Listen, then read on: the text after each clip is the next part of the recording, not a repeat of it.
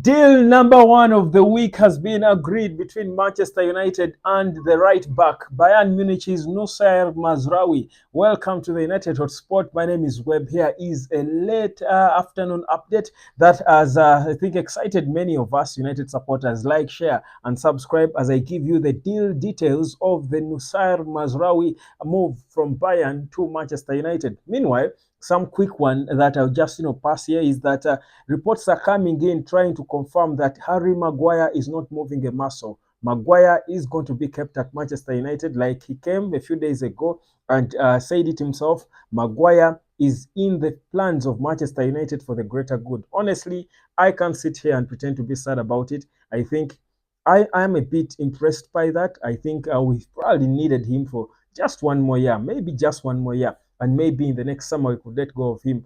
But I think for now, his experience and he can be a squad player. He can really come and play second fiddle and decently partner Lisandro Martinez in games where we don't have Lenny Yoro or Mathis Delete, who most likely is also going to be coming in soon. But the bigger one, the major one, is an update on Noussair Mazraoui, which seems to be the deal in house, if I would say.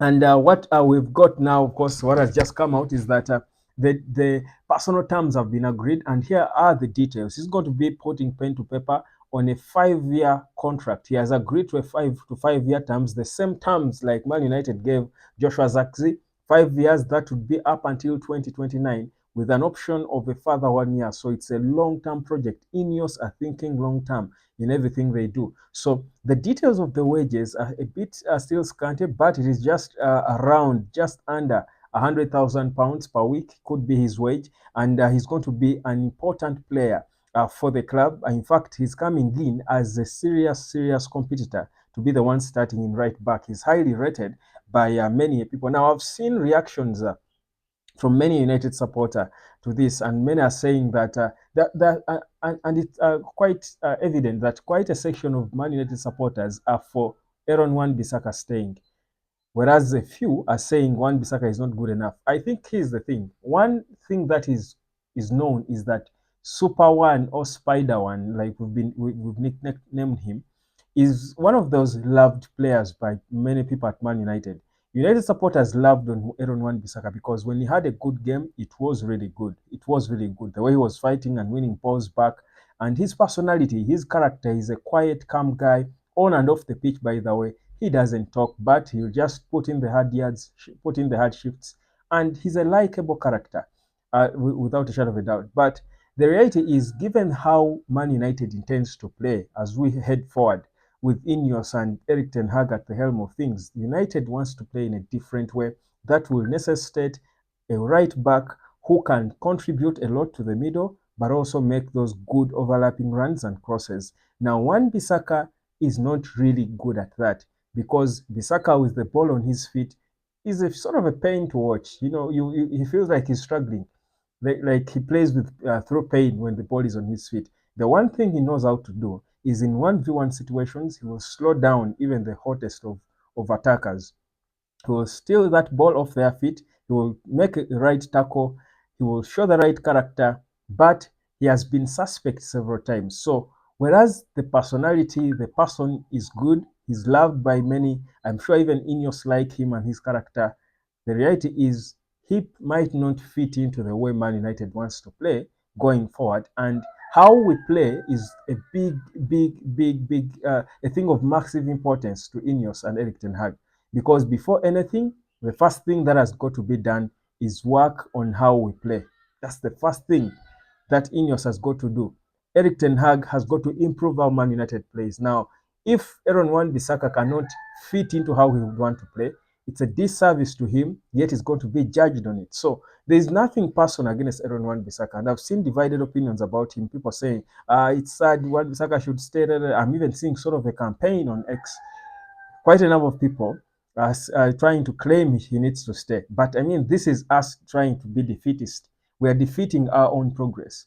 Whereas we love the player, we need to stop being sentimental and accept that there are decisions, bitter decisions that have got to be made for the good of the project that has suffered for a long time. So if and people will compare, there are people who will compare Bissaka staying and Harry Maguire staying. The reality is Maguire has leader. Maguire has leadership. Has leadership. And in the long term, Maguire's replacement is Lenny Yoro. In the long term, Maguire is aging. Even if he left, really, Maguire just has one more year for the ship to be stabilized because he's English, he's been there, he was a captain, he's a leader without a shadow of a doubt. And when he's good, for some moments in the last season, Harry Maguire was Man United's best player in certain games. So we cannot completely say he's done. But tell me one or two games which you recall where Wan-Bissaka was the best Man United player. He would struggle. Ever since he got injured, he has struggled to come back and rediscover his form and fit. So I think for me, it's sad maybe to see, if you like, the character, like I said, the personality of Wan-Bissaka, but for the sake of the football, he can go. Now, question is Noussair the guy? Is Mazraoui, rather, Noussair Mazraoui, is he the guy now to come in? Well, better the devil you know than the angel you don't. Erik ten Hag worked with Noussair before at Ajax, and he performed well for him. In fact, it is said he brought the best out of Anthony, who Man United wants to keep.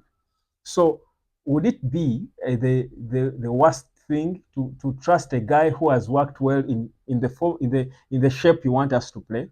Would it be a stupid decision for Erik ten Hag to trust a player who he has worked before playing how we want Man United to play now? I don't think so, because like I said, they have worked before and he knows how Erik ten Hag wants to set up his team, what the role of the right back in an Erik ten Hag team is. He's even more grown and experienced now. So, and that's why you see, if you realize, Ineos themselves clearly did not really have exactly their plan. I think what Ineos have done is not change the plan of how they would want United to play per se, is just to try and create an atmosphere that will allow Erik ten Hag execute his playing style, because they are still stuck and believing that the playing style he had at Ajax is the right playing style for Man United. So what Ineos have done is not changed how they would want Erik ten Hag to make Man United play. No. What they have done is try to create an atmosphere for him to be able to execute the playing style that got him the job at Man United. So they are, in essence, they are building on what the Glazers started but failed to accomplish because they couldn't create the atmosphere.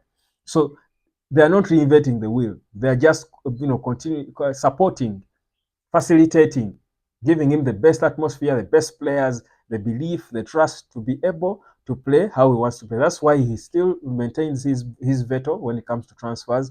That's why you're seeing most of the players Man United is linked with are players that Erik ten Hag worked with before. Erik ten Hag knows these players, so clearly these are his players. So there is no way we go into the next summer, God forbid, have a poor performance, and Erik ten Hag will, excuse himself, will call himself out, say, exonerate himself, saying these are not my players. These are typical Erik ten Hag players. He said it before. He did not have the players and personnel to play the way he played at Ajax. Now they are saying, we want you to play the way you played at Ajax. It was a good way. Which players do you need to execute it? These are the players, and that's what they're doing for him. It is not really the worst of decisions or the worst of approaches. So that's what is happening. So 5 years, long-term contracts is the way to go with Man United and Ineos, but the wages won't be as crazy as some of the past guys had. Welcome again. My name is Webb. Like, share, subscribe. That was a quick late afternoon update concerning what's going on at the biggest football club in the world. Don't you move a muscle. Stick with me. I will be back later with more for you.